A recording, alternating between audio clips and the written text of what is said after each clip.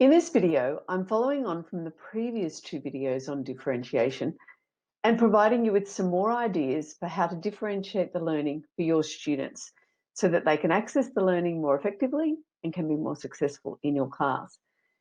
Differentiation can seem daunting for teachers and another way just to increase your workload.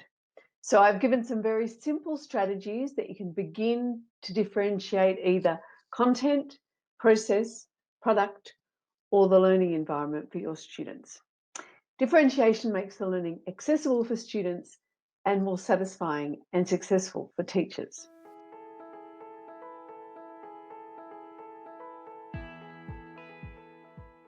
My name's Mari Amaro and I'm the Principal Presenter at the Highly Effective Teacher. I'm a teacher and I've been working with students and supporting teachers for over 30 years. I'm passionate about teacher wellbeing and I combine research and experience to provide strategies that improve teacher wellbeing, especially practices that take no extra teacher time, that can actually give you back more time by working more effectively. I love coaching teachers so that they thrive in the teaching profession, not just survive. Improved teacher wellbeing means improved student wellbeing, and that contributes to better social and academic outcomes for all our students. If you'd like to learn more about teacher wellbeing, please subscribe to our channel and ring the bell so that you receive notifications of all our videos. When you subscribe, that helps to support our channel and means that we can keep making these videos and get the information and support out to more teachers. Here are 12 more ways that you can use to differentiate your learning for your students. Number 1, create teaching videos. This strategy might seem a little bit daunting to begin with, but it's a useful way that students can access your instruction without asking you to repeat yourself. And most schools have an intranet where you can house the videos so that students can view them as much as they need. If you are loath to put yourself on the screen, you can also use technology such as PowerPoint to create displays and lessons that can be saved in Camtasia, Screencast, or SlideShare. When you create short videos of yourself teaching a concept, the students can then access whenever they need, and they can revisit your instructions in class time and at home. Since the changes with COVID-19, you will probably have already decided whether this strategy is for you or not. But think about making a PowerPoint presentation that they can access. You don't have to be on the screen then. Number 2, teach concepts more than once. Never assume that just because you've taught a concept that students have learnt it. Research shows that students need to come into contact with new material at least 3 times before authentic learning can occur. And you can revise concepts at the beginning and end of lessons using a do now activity. And my book, Habits of Highly Effective Teachers, has lots and lots of ideas that you can use for your do now activity. Number 3, use a learning matrix. You can devise a learning matrix such as those presented by Ralph Perozzo or Helen McGrath that combine learning styles with Bloom's taxonomy to provide students with choice and variety. Any of these matrices can be developed for any age group or any KLA and to cater for any interests and ability levels. The matrix requires some initial preparation, but then it provides lots of opportunities for self-directed learning and self-management. And students are more motivated and engaged because they can choose what they present and how to demonstrate their learning. And they can also choose the level of effort required for each activity. Number 3, peer mentoring. Peer mentoring and cross-age mentoring benefits the mentor and the mentee. A student who lacks confidence can make massive gains when they share their expertise with a less able student.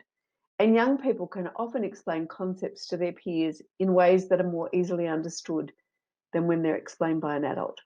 Think about having kids become the expert in something, and everyone can be an expert in something, even cross-country bike riding or how to draw anime cartoons.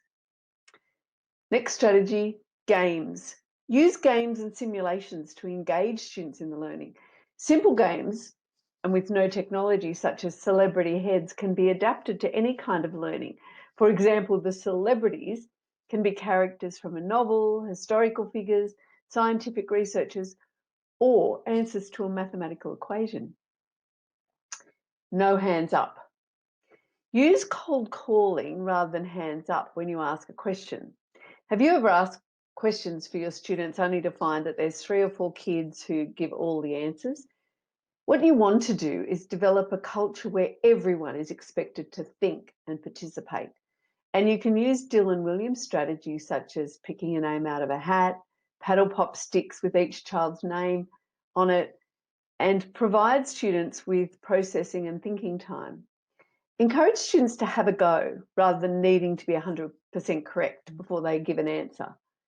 Cold calling strategies require a positive classroom culture where risk-taking and mistakes are expected and accepted.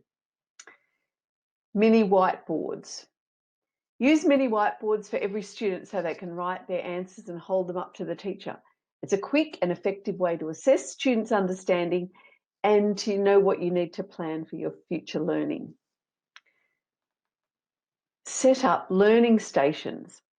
Set up areas in your classroom where students can access materials and content and learn independently or with a partner or with a group. Think reading group strategies, which are done in most primary school classrooms, but you're doing it for a variety of subjects. And with older students, you could even get them to design and create the stations. Students could be watching a video, listening to an audio, reading an article, creating an artwork, completing puzzles, and participating in small group instruction. Interview your students. So teachers often forget to ask students for feedback in their design and creation of their lessons, and your kids are a rich source of information for you. Plus, kids will feel as though they have a voice in what happens in the classroom when you ask them. And you can use the information that they provide to understand their favourite types of lessons, their favourite in-class activities, which projects they're most proud of, what kinds of exercises help them to remember key lesson points, and a multitude of other things that you can learn in your planning and preparation. Number 10, target different senses within your lessons.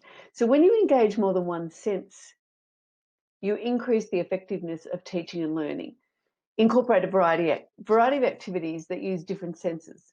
So like playing videos, using infographics, providing audio books, getting students to act out a scene from a play, using charts and illustrations within text, giving both spoken and written directions for tasks, and using relevant physical objects such as money when you're teaching maths.